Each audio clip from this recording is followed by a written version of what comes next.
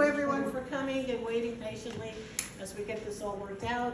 I'm excited to have John here. You know that we had him last year online for Mel Brooks, and today, live and in person, yay, is John Kendrick. Thank you. Thank you so much. My apologies for my delay getting here. I was in a lift that broke down on the highway. They had to send another lift.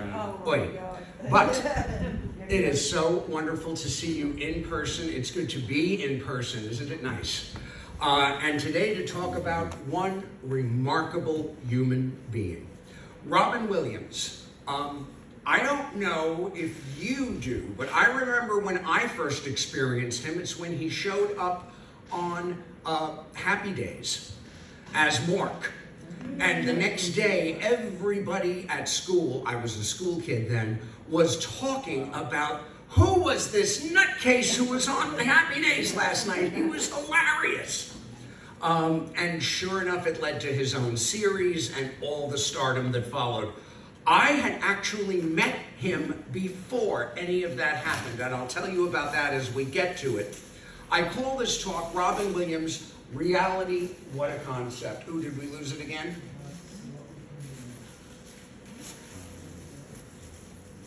I think if you do something, it'll, yeah, it's okay, yeah, just move them out, it's okay. You're back. We've got the connection, now it's just, one of those needs to be selected, I'm guessing. Computer, go down to computer. Here it goes, it'll find it. Search, keep searching a little. Try computer, go down to computer.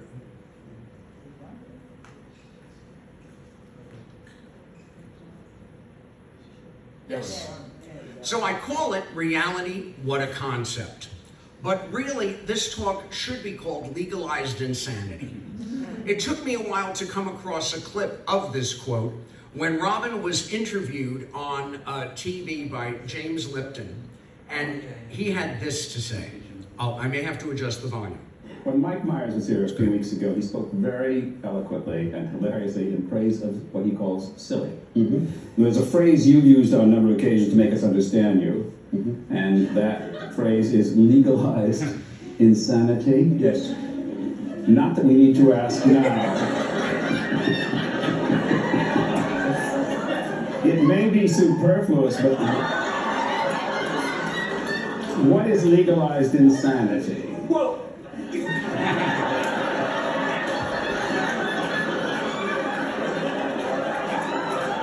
It's you know you want it?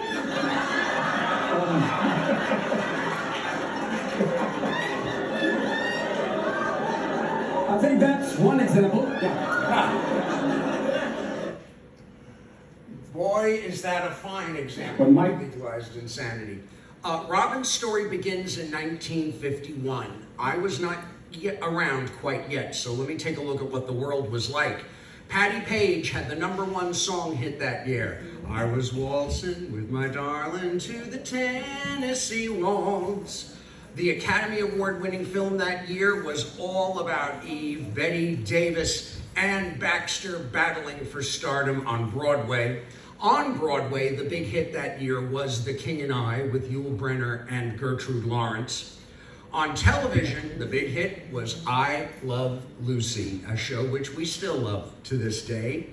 Harry Truman had to remind General Douglas MacArthur that the president is the commander-in-chief of the armed services and fired him from his work in Korea, and he came back howling and America shrugged.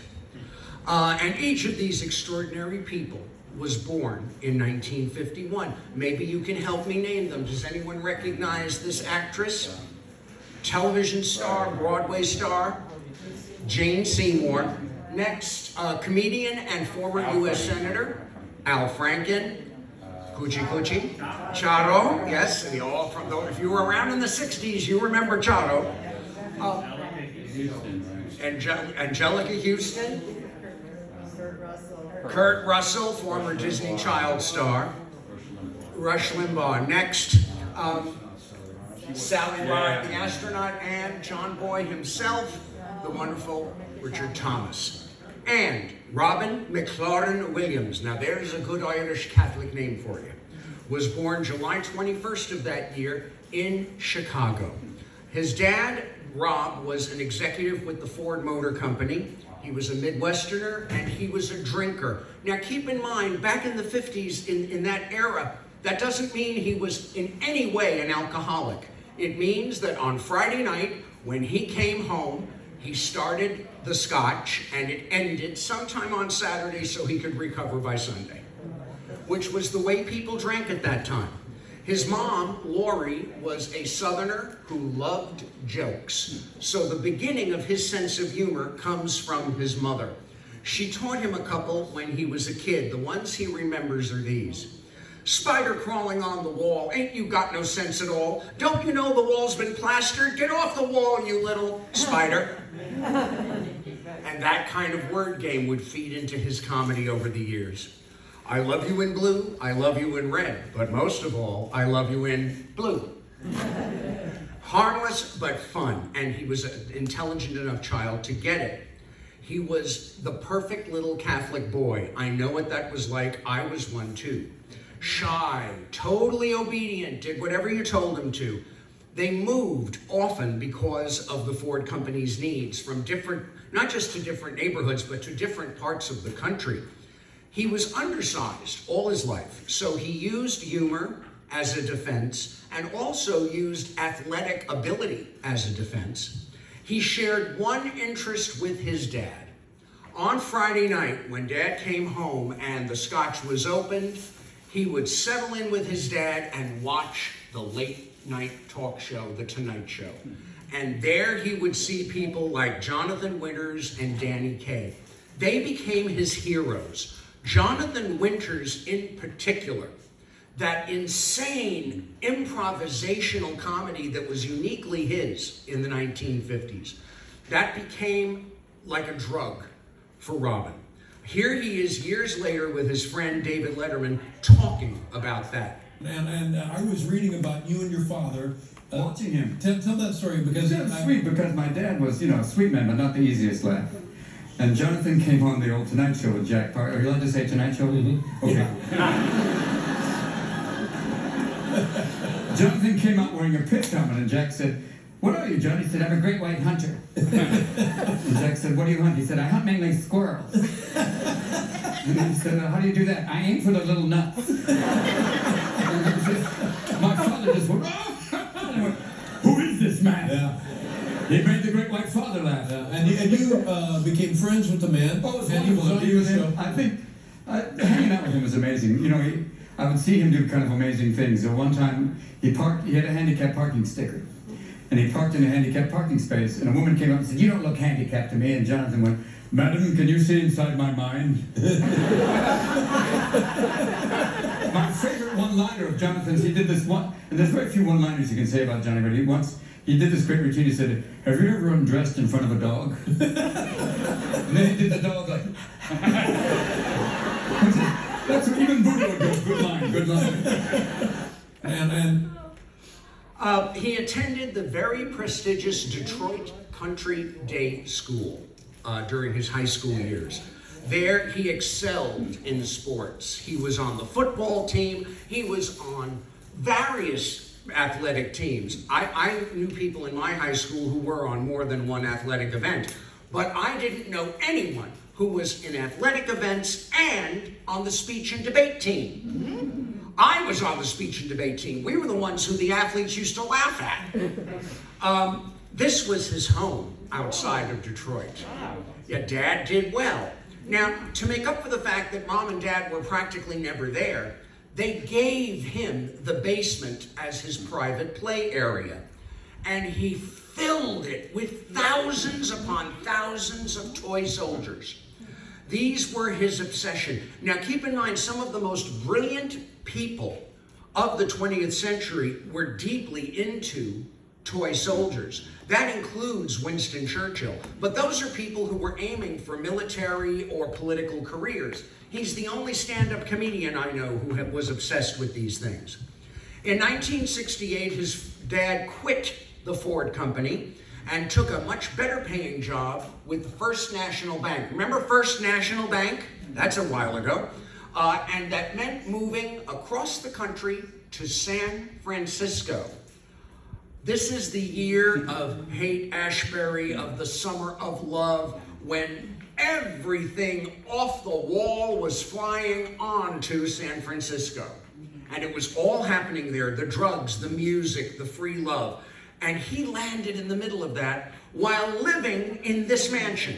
Wow. So, as Robin put it, I had total cultural shock. He was encountering homosexuals, drag queens, everything you can find in San Francisco. And he said, I got into a whole wild phase and totally let go. His definition of totally let go, keep in mind, is a little Catholic boy's definition. He certainly did not get in any kind of legal trouble. He attended Claremont Men's College. Isn't that a gorgeous campus? What a view. And he was very cute. He was small, he was cute. Girls just wanted to take care of him. As he put it, I needed a bed with a stick shift. And that would be a problem of his throughout his life. He was very attractive to other people. It was at Claremont that he discovered improvisational theater, and specifically the school of improv that is called Yes And. See, if two people, like you see here, are improvising a scene, they can look at each other and go, God, it's cold here in Moscow today. The other person could go, this isn't Moscow, this is downtown Los Angeles. That's a correction. In Yes And, you have to build on what the other person says or does. Yeah, it's awfully cold in Moscow today. Yeah, considering that it's the middle of July and I'm sweating like a pig, yeah, it's cold. And you have to build with yes ands. And that would be the key to his approach to comedy. His dad, when he heard about his son's ambitions, said to him, it's fine to have a dream, but you'd better learn a skill like welding, just in case. Which at least his dad was being practical. Here you see him, and you barely see his face in the middle of this photo, in the Community College of Marin, where he was now seriously pursuing acting, and he's playing the role of Fagin in Oliver. Wouldn't you love to have seen him play Fagin? He would have been awesome in that part. In fact, one of his friends said that he should have been given the title honorary Jew because he was so into Jewish culture, Jewish history. He had so many Jewish friends. 1973, he received a full scholarship to the brand new acting program at the Juilliard School. His father said, fine, I'm not giving you a penny. I'm not going to pay for your airfare. I'm not going to pay for your accommodations, food. You are on your own. Now, that is what Juilliard looked like at the time. It's been somewhat changed now. But this was their first new acting program, and the man in charge of it was John Houseman, who I'm sure we all remember from The Paper Chase, from Smith Barney, We Earn It, and all of that. Well, here he is talking about that with James Lipton on TV. One of the great interviews. As Houseman used to say, there was John Houseman, who was this very elegant guy, and a wonderful funky side. I said, John, how was this evening? He said, it was a dry hump. But I remember him saying, the theatre needs you. You must go off and be our soldiers in the army of the theatre. Unless, of course, you can make a shitload of cash. But in the back of his mind, he started off doing things with Wells, and I know that that's what kept him going, that he had done War of the Worlds, he had done, The Cradle Will Rock, and that's what drove him, even though at the end of his life, he was selling Volvos and doing your Woodward Earn It. The thing that would light him up is when he would see stuff that was like what you talked about. Theater that does, entertains, exposes, explores, does everything at once, and maybe, somewhere down the line might facilitate a change in someone. On a mass scale, it'd be magnificent. Even if it's that old thing, if you could save one person, if you could change one person, you've done something. Obviously, it changed you. Dead poets change certain people. you know, if that's a gift and you have it, and that's why you're here. That's why you put in the long hours. You do this intensive stuff. You walk across the room. You put on strange clothes. You walk away. But for me, it's that laugh. You know? I'm a cheap jump to that. If you saw that interview, by the way, if you saw that interview and saw that woman who laughed herself silly during the interview, she wound up in the hospital. She had to be taken by ambulance from the auditorium because she had literally injured herself from laughing. She hadn't quite busted a gut, but she was close. Here are two of Robin's classmates at the new school. At Juilliard, I should say. Now, do you recognize the first one? Yes. Who is it? Mandy Patinkin. Anyone guessing who the other one is? That's Kelsey Grammer. Well done. No one ever guesses that. Who got that? Who got that? All right, 10 points. You get an extra chocolate brownie. One of his other classmates was Christopher Reeve. And Christopher Reeve became like a blood brother. The two of them were linked at the soul, not just at the hip. As he later put it, I've never seen, talking about Robin, so much energy contained in one person. He was like an untied balloon that had been inflated and immediately released. I watched in awe as he virtually careened off the walls of classrooms and hallways. Now, that kind of energy is wonderful, but I know from the theater programs that I've taught in at NYU, the New School, and in Philadelphia's University of the Arts, each acting program creates a model of what an actor needs to succeed. And they then proceed to make a child's talent, a student's talent, fit that model, which I think is totally counterproductive. But what do I know? I just teach history. He dazzled them whenever he was on stage. Here you see him as Puck in a production of Midsummer Night's Dream done in a bare bones fashion. Once they put him on stage, he was great, but off stage, he just didn't fit the mold. And before the end of his first year, they said, look, we don't want to fail you out, but there's no way that you're going to be a success in this program. Leave. And John Houseman was very blunt about it. He said, this is the wrong program for you. We would destroy you here if you tried to fit our mold. And he went walking off through Central Park, which is not far from Juilliard, and he bumped into Todd Oppenheimer, someone he had seen doing mime work in the park. Well, he teamed up with him and started miming, for throw change into the bag and we'll have fun with you.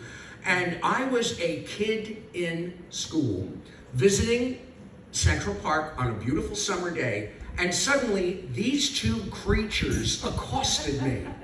And I'm in the middle of a crowd of people who are laughing their heads off, and I'm part of the fun. I loved it. They did nothing but make me part of their act for a minute and riff off me without saying a word. They were doing things. They became a television, and I was the person in the television. It was hilarious what we did.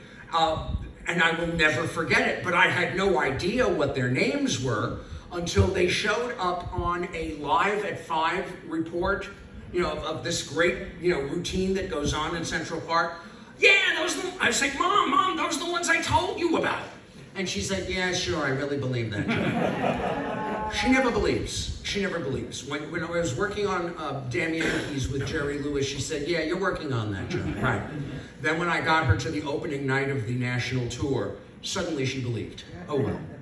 He graduated from that to doing a stand-up routine. The great thing about stand-up is, if you're an actor, you work for weeks with rehearsals before you get paid practically nothing for the little plays you learn in. Stand-up comedian gets paid every night. You show up and do your act, you get something, at the very least a free drink.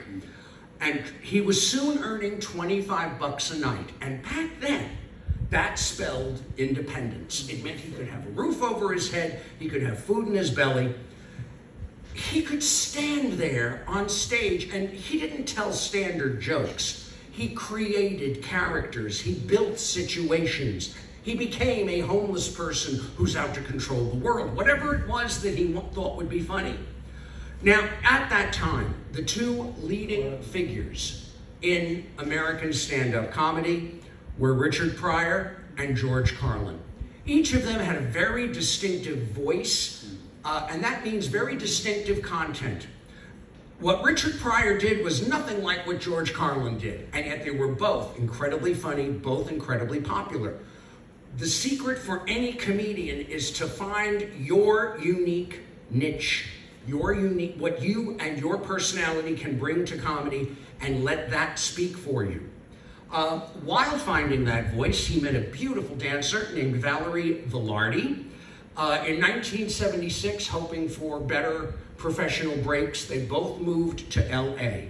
And in LA, Robin's comedy career exploded. Suddenly, everyone wanted to know him. The Comedy Store, one of the top comedy clubs in town, put him on salary so they could be sure he would show up every night for one set. Then he'd be off to all the other comedy clubs. And he and these other comedians were learning from each other. Here he is with Sam Kinison. You remember him. All these different styles coming together. What a time it was for stand-up comedy. Well, Gary Marshall was the producer of many hit shows, including Laverne and Shirley and its original parent show, Happy Days. Happy Days had a problem. It had been running and running and running and running. And over the years, with one set of characters, how many funny things can you make up? He was looking for a new idea. And his son suggested, well, why don't you have an alien show up and have Fonzie contend with someone from another planet? That was the idea, and here was the execution. They had no idea how creative he would be once they actually started taping the show. In rehearsal, Robin had been rather subdued, but in the actual taping of the show, he improvised, he riffed, he created, and by the time they were done, he owned that episode. And they were in discussions around his back while, by the time that thing was shown on TV, ABC had a series in the works for him. With that happening, he finally married Valerie in June of 1978, because it was just 2 months later that he premiered on ABC in Mork and Mindy with Pam Dawber. And America started laughing. The show was an immediate hit. Not just a hit, it went, as we would say now, it went viral. It added words to English. It added words to our language. Nanu nanu. Nano nano. Remember, every kid in America was saying nano nano. And they would do it with the hand. All of this was from the nonsense on this show. Shazbot. Do you remember Shazbot? Oh, Shazbot means in Orc language the same thing as an English word that begins with SH, has one other letter, and ends with T. All right? But that was a way, when I was teaching grammar school not long after this, my grammar school students could get away with saying, oh, Shazbot. No, and they were like, am I in trouble? I'm like, no, it's an orc, you're okay. As long as they didn't say the other word, fine, I could deal with them. I'm like, do it in Yiddish, I'm fine with that too. No, it was a Catholic school, so that was not going to happen.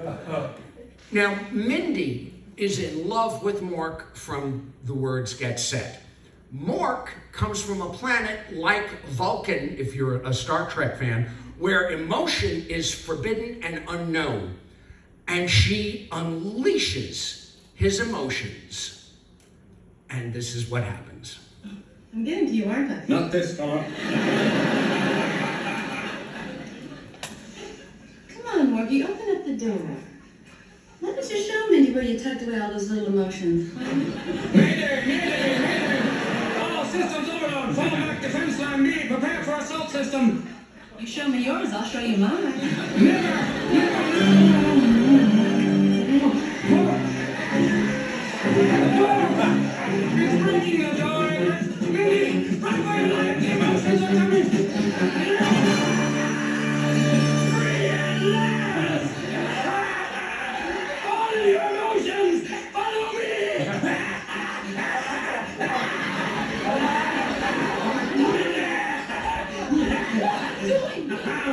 Mort. I'm Mort's Lust. Come on now, girl. That's all. Get away from her, Josie. What the hell are you doing?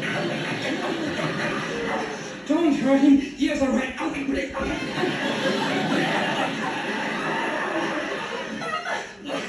your emotions, come on. We got a lot of catching up to do. Let's go, boys. Yeah. Good night. Good night.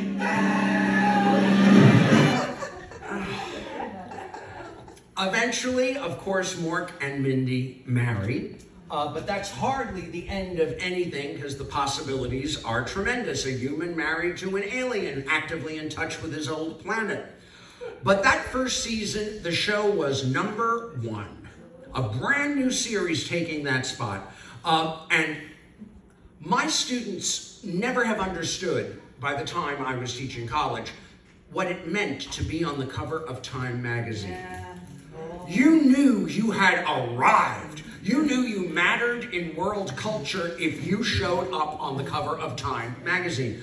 For him to do this, his first year in television was practically unheard of. But everybody was talking about him. Everybody was talking about the jokes and routines on the last week's show. He would show up anywhere. Here he is with the Dallas Cowboy cheerleaders. Anywhere for the fun of it. Look, if I had his body, I'd wear that outfit too. He was delighted with the popularity, but he was overwhelmed. I cannot pretend that I know what stardom is like, but when I worked on Rent, and that show, I was assistant to the producers. When that show exploded and was the hottest thing in New York, we did not know how to deal with the attention.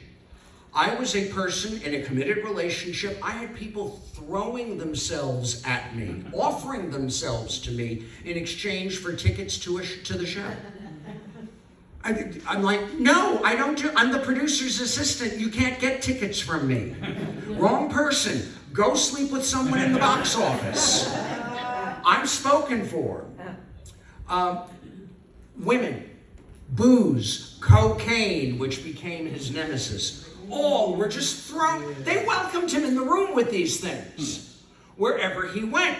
And you can only say no so often, apparently. He said by saying yes, it was a way of pulling back. The drugs helped numb the sensation of what he was facing. Here, in probably a prediction of what Mrs. Doubtfire would be, he slipped into a female persona for one of the episodes of Mork and Mindy.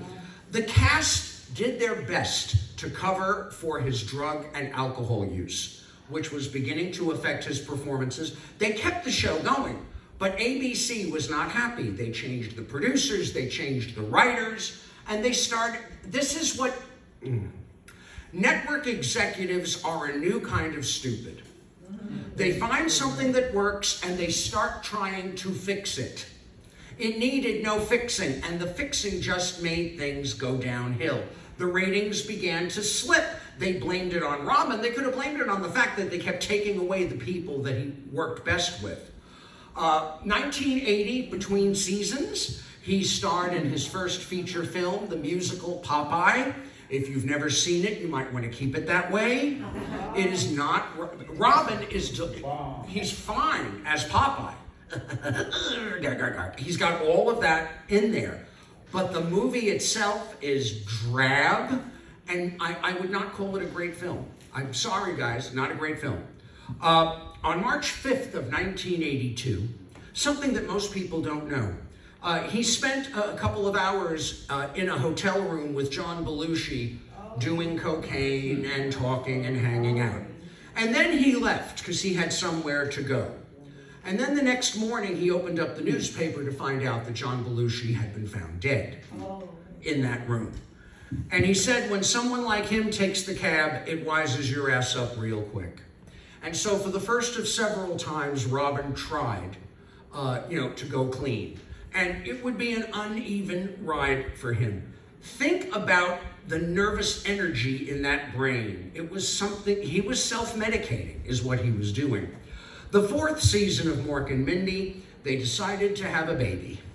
And of course it came in the form of an Orkin egg, and out of the egg came Jonathan Winters. The episodes that they taped together are supposed to last 22 minutes because of ads. They would tape 3 hours worth of material because these two were just riffing and riffing and riffing. On one episode, they get Captain Kirk from the Enterprise, William Shatner himself, to show up. But nothing in the world could have saved that 4th season. It was really chaotic.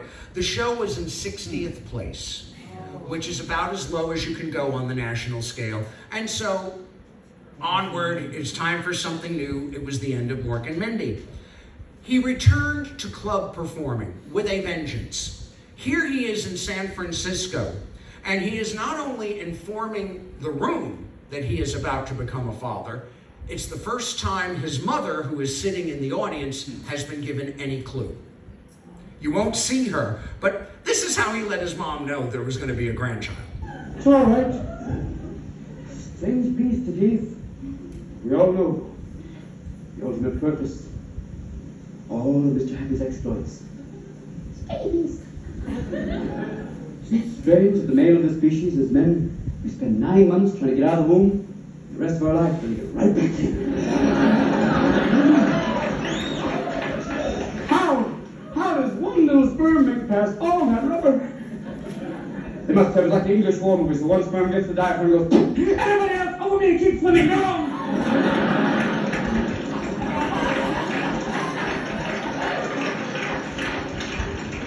Then you get the wildcat sperm named Otto going, oh, shh, shh, shh. Here comes the IOD.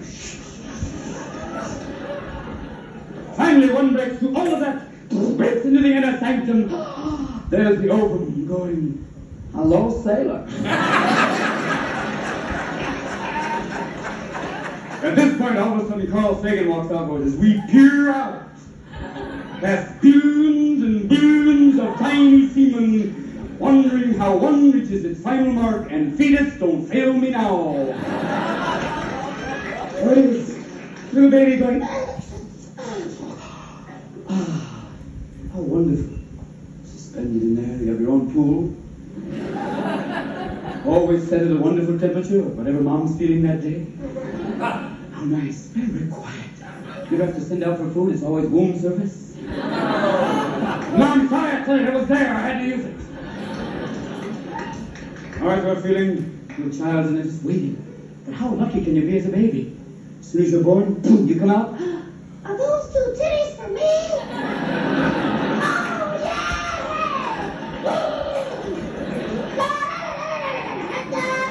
Adjusting the volume! But imagine Dolly Parton's child goes, Kilimanjaro! I'm gonna feed the world! I have good news for you. I am going to be a father.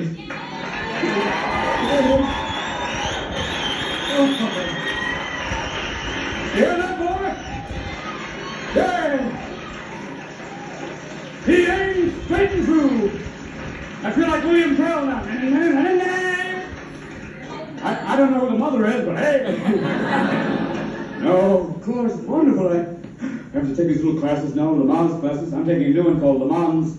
I'm with 2 little flags in the operating room going, you're out of there! I'm checking through in the operating room. It's a great birth today, Tom, a great birth.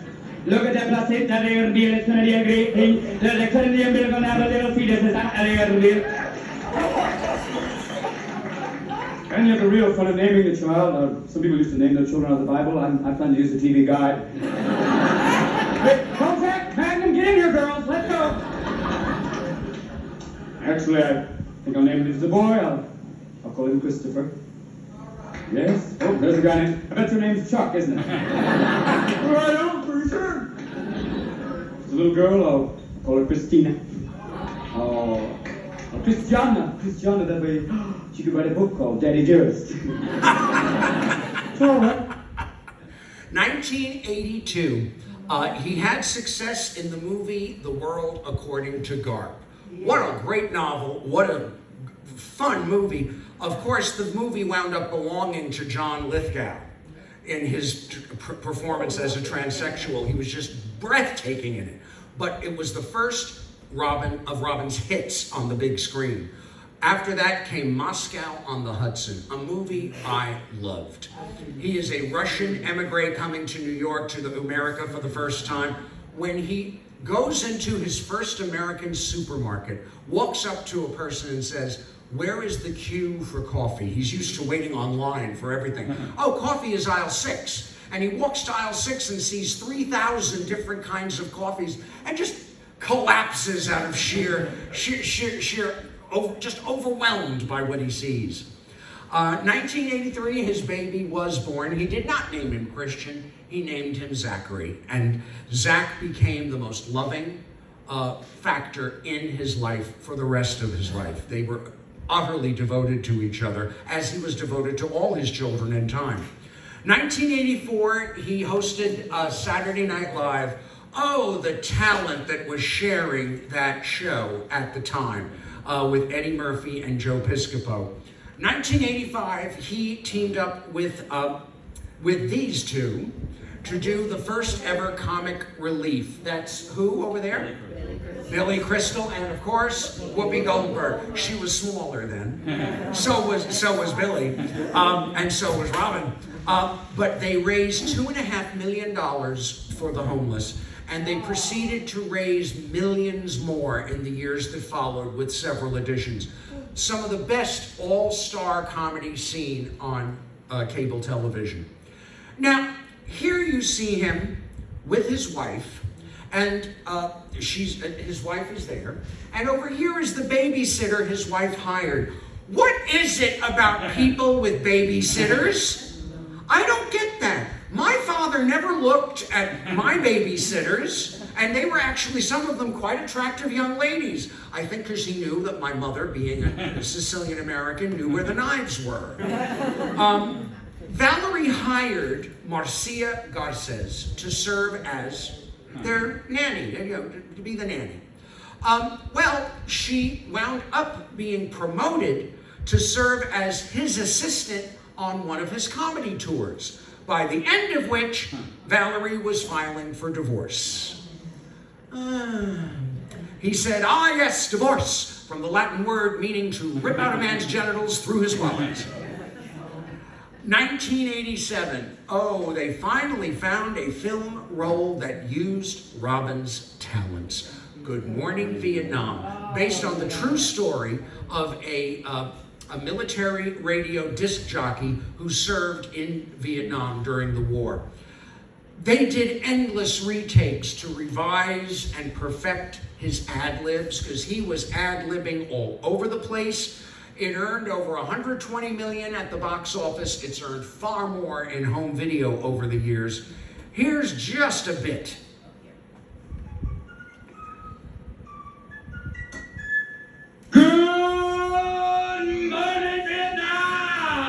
Hey, this is not a test. This is rock and roll. Time to rock it from the Delta to the DMZ. Is that me, or does that sound like an Elvis Presley movie? Viva Da Nang. Oh, Viva Da Nang. Denying me.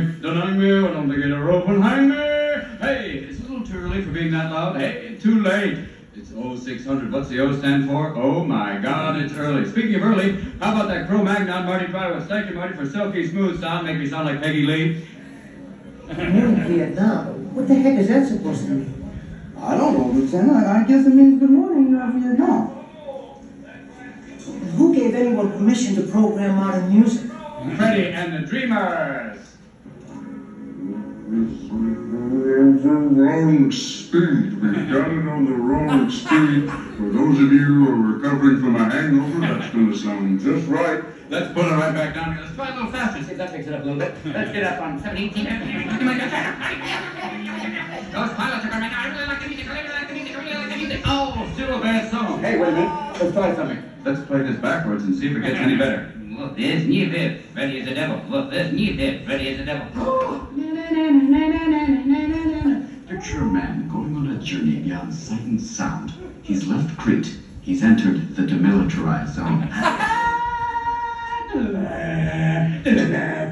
All right. Hey, what is this demilitarized zone? What do they mean, police action? Sounds like a couple of on top of Brooklyn going, looks pretty to me. Hey, whatever it is, I'd like you to get you on your toes better than a strong cup of cappuccino. What does it demilitarize sound? Sounds like something out of The Wizard of Oz. Oh no, don't go in there. Oh, hee, oh, Judy. Look, you've landed in Saigon. You're among the little people now. We represent the Urban Army, the Urban Army. Oh no, follow the Ho Chi Minh Trail. Follow the Ho Chi Minh Trail. Oh, I'll get you, my pretty! Oh my God, it's the Wicked Witch of the North, it's Hanoi Hannah! Oh, little G.I., you and your little doo-doo too. Adrian, what are you doing, Adrian? Oh, Hannah, you slut, you've been on everything but the Titanic. Stop it right now. Oh, you know he's really funny. He's like a Marx brother. And which Marx brother would that be, Private? Zeppo? I don't find him funny at all. Zeppo, is he the one with the hat?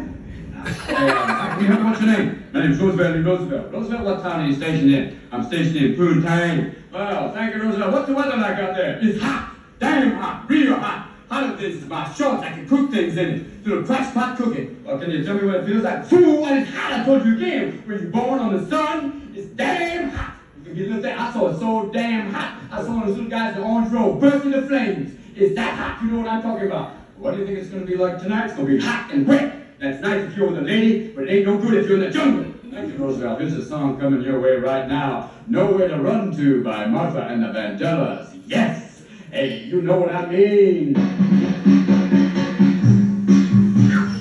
Too much? Oh, too much it wasn't. In 1988, he had always kept the dream of succeeding as an actor on Broadway.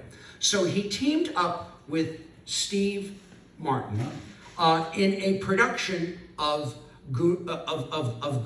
Waiting for Godot. If you've never seen Waiting for Godot, it's a very strange play. But the original production was a huge hit on Broadway in large part because Burt Lahr, the great comedian, was in it, and his improvs kept audiences laughing through the strangeness. So these two were told by the director at Lincoln Center, improv all you want. Have a ball. I was at a preview of this in Lincoln Center. We laughed until we were sore. But as we left the show, the friend I was with said, this is going to be the biggest hit of the year. I said, the critics will eat it alive. Because it's not Beckett that we're reacting to, it's their improvs that have taken over the show. I loved it, but and sure enough, the critics read it for filth, and it closed ahead of its planned closing date. So it turned out to be a huge disappointment for all concerned. That's okay, triumph lay just ahead with Dead Poets Society. What a brilliant performance as a non-conforming teacher in a highly conforming boys' school. Brilliant work on his part. 1989, he married the babysitter. Their daughter Zelda was born 3 months later, so they were not wasting time. Their son Cody would be born in 1989. And his son from his previous marriage would remain a loving brother to both of them, and is to this day, apparently. The Fisher King, yet another extraordinary role. Robin as a homeless man who may or may not be insane or divinely inspired. Which is he? That's for you to figure out as the film goes along. I think that Hook is so underestimated. I think he is delightful as Peter Pan. He's the most unlikely Peter Pan of all time. But boy, I think he does beautifully, and that Dustin Hoffman is superb as the vile Captain Hook. But if Robin has a truly memorable screen performance, a role that fits him like it would never fit anyone else, it's the genie in Disney's Aladdin. Now I know I'm dreaming. Master, I don't think you quite realize what you've got here. So why don't you just ruminate whilst I illuminate the possibilities? Well, Alibaba had them 40 thieves. Scheherazade had 1,000 tales. Master, you in luck, cause up your sleeves you got a brand magic never fails. You got some power in your corner now. Heavy ammunition in your hand. You got some punch Yahoo and house. All you gotta do is rub that lamp, and I'll say, Mr. Aladdin, sir, what will your pleasure be? Let me take your order, jot it down. You ain't never had a friend like me. Life is your restaurant, and I'm your melody. Come on, whisper what it is you want. You ain't never had a friend like me. Yes, sir, we pride ourselves on service. You're the boss, the king, the shah. Say what you wish, it's yours, true dish. About a little more baklava. Add some of column A, try all of column B. I'm in the mood to help you, dude. You ain't never had a friend like me. Oh my. No, no. Can your friends do this? Can your friends do that? Can your friends pull this out their little hand? Can your friends go? Hey, look at here.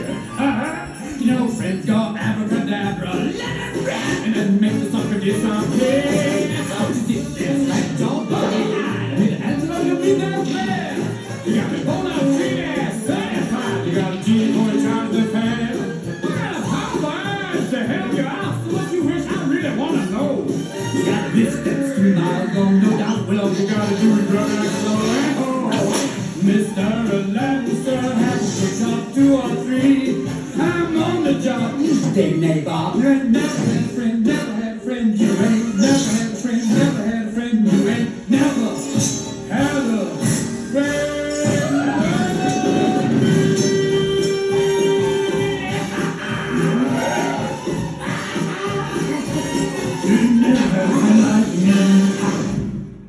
I think someone could earn a doctorate if they could figure out, just calculate how many beings he turns into in that one number.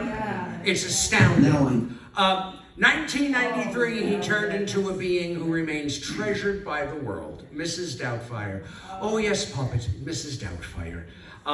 The story of a divorced father who wants to be near his kids, so he becomes their housekeeper and nanny.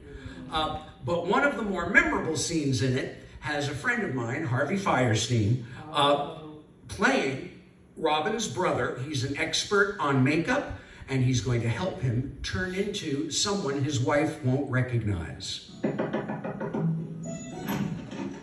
Daniel, hi. Could you make me a woman? Honey, I'm so happy.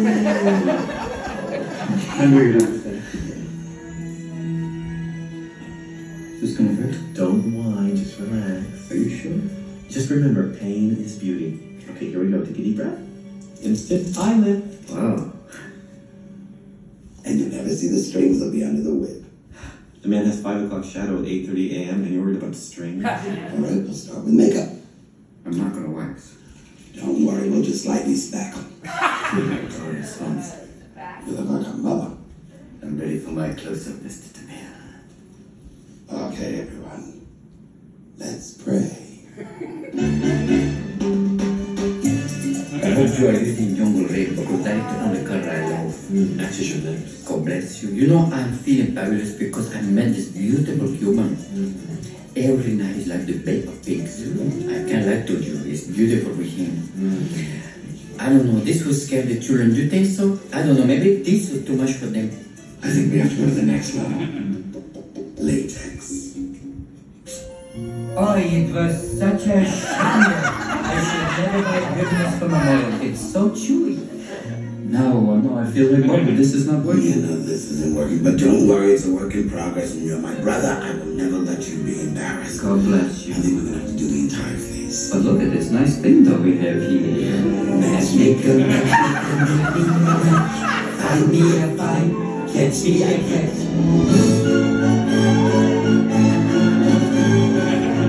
Don't tell me not to live, just sit and hide. I stand here in the sun's a polar. Don't bring around the clouds to rain on my parade. It's not working. I need to go older. Older? You mean like Shelley Winters older or Shirley MacLaine older? What's the difference? Some scotch tape and red hair done. What about Joan Collins? Oh, I don't think I have the strength. Years later, talking about making Mrs. Doubtfire with David Letterman. What is this, the 25th year of Mrs. Doubtfire? 25 years. 25? Oh, 20. I think it's 20 years. 20 years. 20 years of Mrs. Doubtfire was a great, great thing to do. Oh my God. Just finding the voice was kind of fun. Well, thank you. I think we have a...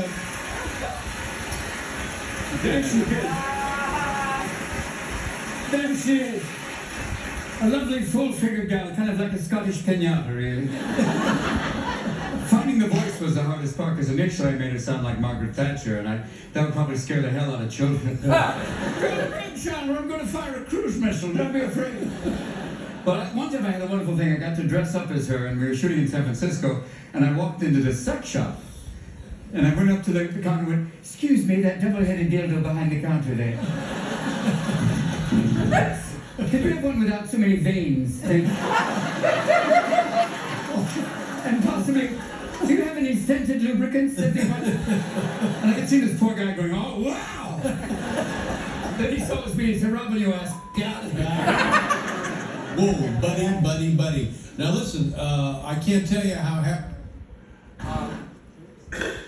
In 1995, Christopher Reeve suffered that crippling horseback accident, which left him in a wheelchair for the rest of his life. He was despondent. He said if he had had the ability to move anything, he would have killed himself. And that's perfectly understandable under the circumstances. But then, after he'd been in the hospital for a time, in comes this doctor wearing all the protective gear, who starts creating chaos all around him and leaving everyone running around screaming for help until he pulls off his mask and reveals that it's Robin. And he said, "That was when I smiled for the first time since the accident." And he brought laughter back into his friend's life. As you can imagine, the costs of Reeves' medical care were astronomical. And eventually he maxed out on his health insurance. And when that happened, Robin very quietly took on all of the costs of his dear friend's care to his dying day. And he made sure there were no debts left behind to plague his family. That's a class act. The hits just keep coming, even if they're films that some people don't necessarily love. Jumanji made a shipload of money. That's with a P, shipload. Oh my Lord. I could watch this movie until my eyes wear out. It's a wonderful version of La Cage aux Folles, directed and rewritten by Mike Nichols. If anyone knew great comedy, it was Mike Nichols. My dear Nathan Lane is brilliant in this, but Robin, so it's just a combination of great performers with exactly the right material. And then came the role that he had been praying for in Good Will Hunting with Matt Damon. He's extraordinary in this. You don't believe for a moment that you're listening to an actor. You think this is a human being in the real thing. And it led to his dream come true, an Oscar. He was beyond elated with that. Not long after that, he was on this talk show from the Actors Studio, and he took a Donna Karan shawl from a woman sitting in the front row and started improvising with it. Out of nowhere, this is some of the most brilliant comedy ever caught on videotape. It's all part of it. Because I believe the human mind is adapting and evolving slowly but surely, but I'm trying not to speak that fast because eventually you have to catch up. But not really speaking that fast, because sometimes actually the mind is really working that well because you actually know that you cough, you breathe, you come back, she's about to pass out. But the ideal is to create something different. Something that moves with the time. New motion, a crouching dragon, hidden CD. Move out, away from the moment, take microwave, open door. Pushing aside. When you realize that no one at the MTV Award ever thanks Vishnu. I want to thank Skinny G. Gandhi, the man who said when they asked him, Mr. Gandhi, what do you think of Western civilization? And he said, I think it would be a wonderful idea. But the real idea is actually, the real fun is when you actually take things from people in the audience, they throw stuff out and you try that. Like, well, that's this lady here, anything special you want to talk about? I feel like a magic act right now. I'm going to pull a card out of my ass. Darling, you look lovely. I love what you put together tonight. This is great. It's kind of like an ice skating thing. Look at this. Let me borrow your little shawl. We do this. Throw the shawl. We've never met before, have we?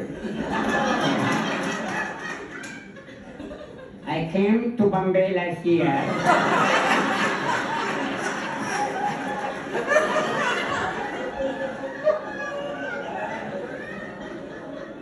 You know, I have directed 15 movies in Bombay. I am very excited about my musical.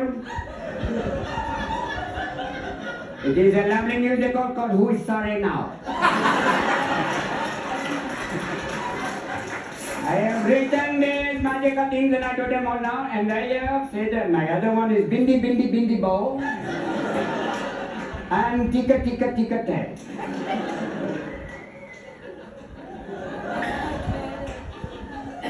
I would like to welcome you to Iran. Help me.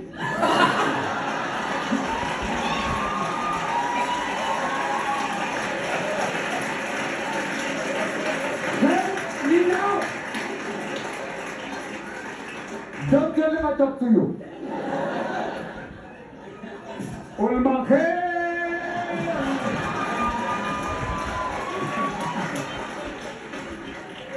My name is Brother Ben Shovel. I would like to welcome you to the first openly gay shul.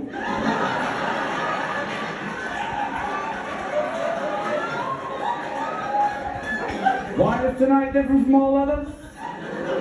Because we are going to dance.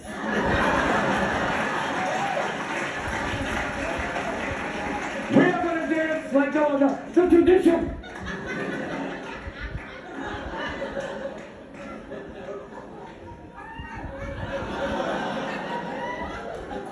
Welcome to Iron Chef.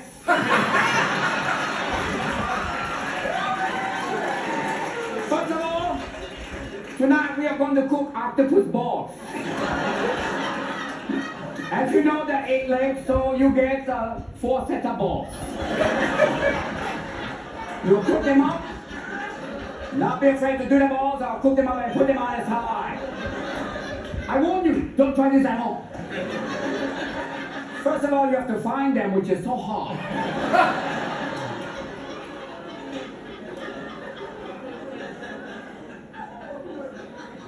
I am very angry that I can't find my own cake. I go into the ring, the bull just looks at me like, are you kidding?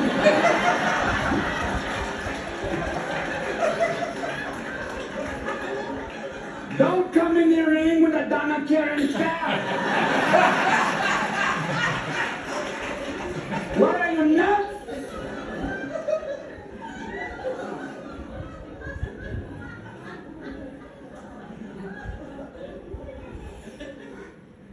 You're under Amish house arrest?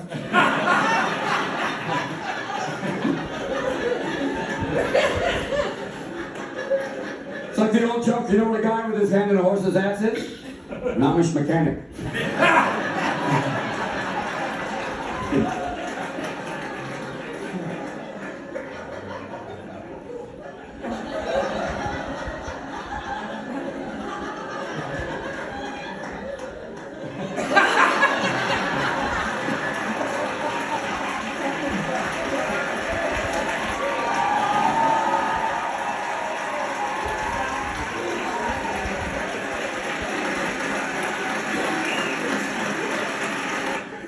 That scarf should be preserved at the Smithsonian. Wouldn't that make sense? He met and fell in love with Dr. Patch Adams and had a ball portraying him, this doctor who used laughter and comedy as healing tools, which now there are scientific studies backing up the effectiveness of laughter for those who are recovering. He was, I thought, brilliant in that film. 1 Hour Photo is one of his darker roles, and few people have seen this film, unfortunately. But he is remarkable as someone who gets rather creepy looks into the lives of people by processing their photographs, something which doesn't happen in our world anymore. Happy Feet. He had a ball doing Happy Feet, and once again, a character that was as outsized and beyond life as he was. He starred in the whole Nightmare at the Museum series. He is delightful as Teddy Roosevelt. I've seen a number of people play Teddy Roosevelt. He made Teddy Roosevelt funny. 2007, he went to Iraq to perform for the troops during one of our many visits to the Middle East in recent years, and just thrilled them. He was definitely the biggest of all the comedians who went out there. I can't show you any footage from his Weapons of Self-Destruction national tour. It did wind up an HBO special, but something strange was starting to happen to Robin. His comedy descended into F-word. Every other line is, what the F?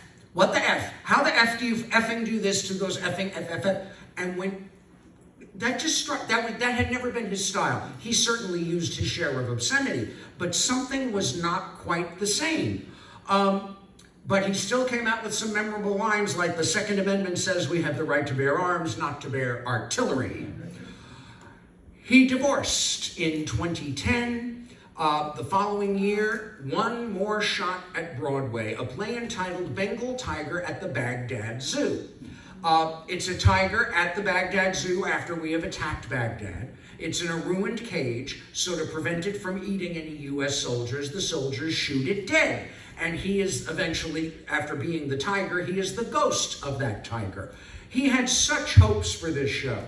It was not the play for him. It really wasn't. He did everything he could with it, but it barely lasted 3 months and was a major disappointment for him, and he would never try Broadway again. In October of 2011, he celebrated his 60th birthday by marrying Susan Schneider, who was considerably younger than he. He said, the only difference between me and a leprechaun is I snorted my crock of gold. But he still had quite a lot, he was not a poor man. Not everyone has seen The Butler, where he plays Dwight Eisenhower during his years in the White House, and this is the new butler who's come to work with him. I think he's marvelous in an understated performance that's nothing like what you expect from Robin Williams. He had a brief attempt at another comedy series, The Crazy Ones, on CBS. It sort of ran for half of one season and half of another, but it just did not catch on, and he was starting to have some real issues. By the time he did Nightmare 3 in 2014, he was having trouble getting on and off the horse. His memory, which had always been absolutely on, he could memorize a script in minutes. Suddenly, he could not memorize at all. In 2014, that year, he was diagnosed with Parkinson's. But he insisted to his doctors, look, that's slow. It's going to take time. Something is going on quickly. I feel my mental ability disappearing. And they did every test that they could to a living human being, and they said, look, there's nothing wrong with you. There really isn't. The Parkinson's is it. He didn't believe that. On August 10th of that year, he went into his study. He kissed his wife goodnight, and he tied something around a doorknob and sat down. That meant that he could have simply gotten up at any moment and caught his breath back. But by hanging himself from a doorknob, that meant he wanted to go. He was dead at the age of 63. His wife insisted that they examine brain tissue to see what may have led to this, and it turned out he was in an advanced state of Lewy body dementia, which would have had him a vegetable in very short order. So the doctors were wrong and he was right. Now his wife and his son went to war over his estate because his will left practically everything to his kids and only the house to his wife. And the courts wound up backing that up. Eventually, all the hatchets were buried. Zach has used the money from his inheritance for a number of charitable concerns that his father would have been very happy about. He wants to keep his father's memory alive through generosity to others, and is doing so. One of Robin's great quotes was, "You're only given a little spark of madness. You mustn't lose it." I don't know about you, but I'm so grateful I got to have his madness in my life, whether it was on stage, on screen, or that unforgettable afternoon years ago in a previous century in Central Park. I have a book, Musical Theater, A History. You can find it on Amazon. I've got a website, musicals101.com. It's 800 free pages of the history of musicals on stage, screen, and television. And you can also find out there about other talks I'm doing. There are a lot of Zoom talks for libraries. I've got one coming up for my hometown, Morristown Library, on The Crown. So I'm going to be getting in there literally 1 week after the show premieres on Netflix, which is this Wednesday. Well, next Tuesday I'll be doing that talk, and you can tune into that for free if you're interested. So, any questions on what we talked about here this morning? Any? Yes, ma'am. You know, it's very interesting to watch him because, I mean, he was one of his kind. But his spontaneity in figuring out how to say things impromptu, and it doesn't seem as if he was stopped. No. He was just allowed to go on and keep at it, and everything he did hit the top. Oh God, he was, whenever you've seen his earlier interviews, the stuff that came out of him. He said, "Hey, do you want to know what the first joke was that was ever told? It was said by Nefertiti. She turned to Pharaoh and said, 'Not tonight, it's my pyramid.'" Or when he was once asked, "Okay, I'm going to do an improvisation. What do you want? In the style of what playwright?" And someone said, "Shakespeare." He said, "Okay, it'll be Shakespeare. And what do you want it to be on?" And that was when it had just happened. Someone said 3 Mile Island. He wound up polishing it and using it on one of his recordings. But it was hilarious. Entertain a time when all is strange and yet chromosomes are made to rearrange. It was, as someone who loves Shakespeare, I sat there with my jaw hanging. Just what he could create out of the middle of nowhere. He had such a wealth of knowledge and within him. Oh yeah. In so many areas. His mind was working at levels and at speeds I don't think we can comprehend. But I think that's also why, when that began to slow down, he noticed. When something was wrong, he knew what his command was. Considering the chemicals he poured into himself over the years, it's amazing it didn't happen sooner. But, he must have had one heck of a great constitution. Was he a continual user until the very end No, of his life? no. But he had returning bouts with it, but it was not continual. And during his final, few years, he had definitely cleaned up. He had to, because the body eventually just looks at you and goes, "Okay, it's that or me." And that's what happened. I've known other people in the industry who eventually just look and go, "You know what? I love drink," even if it's something as simple as drinking. Nathan Lane was a very heavy drinker, but he's my age. And a couple of years ago, he said, "You know what? I finally found a person I loved." He's married now, and he said, "I didn't need that anymore." And he just stopped. He never had to go to AA or anything. He just stopped. It was the moment to stop. And a lot of people find that for him, he found the moment to stop. He never quite told the world when that moment was, but he found it. Any other questions or comments? Yes, sir. So when he was not entertaining, was he just the everyday person? When he was at a restaurant? According to those around him, there were quiet times, but you never knew when it would bubble forth. You never knew when he would suddenly say something hilarious or start improving. And when he was in public, you know, with friends or socializing, especially in those early years, who says it ever stopped? That was continual, like he said, legalized insanity. And when you think that he was surrounded by people like Billy Crystal, Whoopi Goldberg, who could do legalized insanity of their own, imagine what some of the stuff we never got to see on TV was like. It had to be worth it. So when he did, like, I saw Patch Adams. Yes. You know, which I thought was great. So did Love he it. do some research? Because, you know, it's a true story based on a real doctor. So he would go and look and see, you know, did he ever, like, meet with a doctor? Or? Yeah, well, I showed you the photo there. That was him with Patch. Oh, I didn't know. So yeah, he definitely did his research, and he wanted to at least reflect. There's a misunderstanding, and with The Crown coming on TV this week, this actually is very up to date. You may have heard that several ex-prime ministers and Dame Judi Dench, of all people, have attacked the new season of The Crown, saying it should be taken off the air, or at the very least, it should come with a disclaimer at the beginning of each episode saying that this is a fiction. We're adults. We get that this is not a documentary. This is hilarious coming from Dame Judi Dench, who has played Queen Victoria and Queen Elizabeth I in movies that took tremendous liberties with the truth. She got her Oscar playing Elizabeth I, who shows up in Shakespeare's Globe Theatre interrupting a performance. The real Elizabeth would never have gone near a theater. Excuse me, I'm a theater scholar. She would sooner have had her head cut off and posted at London Bridge. She would never have done that. Now, do we attack that movie for its creativeness? No, we know it's a creative fiction. If you think the conversations in The Crown actually took place the way they do in The Crown, you need mental help to begin with. Because it's a drama.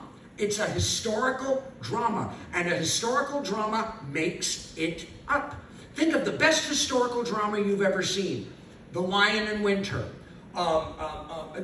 Beckett, name it. Something that has great Richard III by William Shakespeare. Trust me, the real Richard III never said, "My kingdom for a horse." He never said that. Who cares? It makes such sense. It's probably better than anything that son of a gun ever said, that nephew killer. It's probably way better than anything he ever said.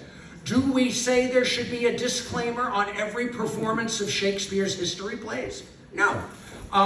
Robin in Patch Adams is playing a definitely fictionalized version of that doctor. And being fictionalized, there's stuff he never said or did, but it's inspired by what he did say and do. And so the real Patch Adams was thrilled with the final film. And you'll notice they didn't even look vaguely alike. The real Dr. Adams, much taller, with long hair and a huge mustache. And Robin didn't attempt any of that in his performance. He went with clean cut, looking like Robin Williams. And it worked beautifully. But he did his research. He definitely knew what the attitude was that this man brought, especially to his work with children. Any other questions or comments? You were delightful. Oh, thank you so much. And you have been delightful. Thank you for your patience this morning. And it was a pleasure being with you. Thank you so much. Thank you. I just want to say what a great job he did. What a great performance. Yeah. You know, we're so lucky to have him in person this year.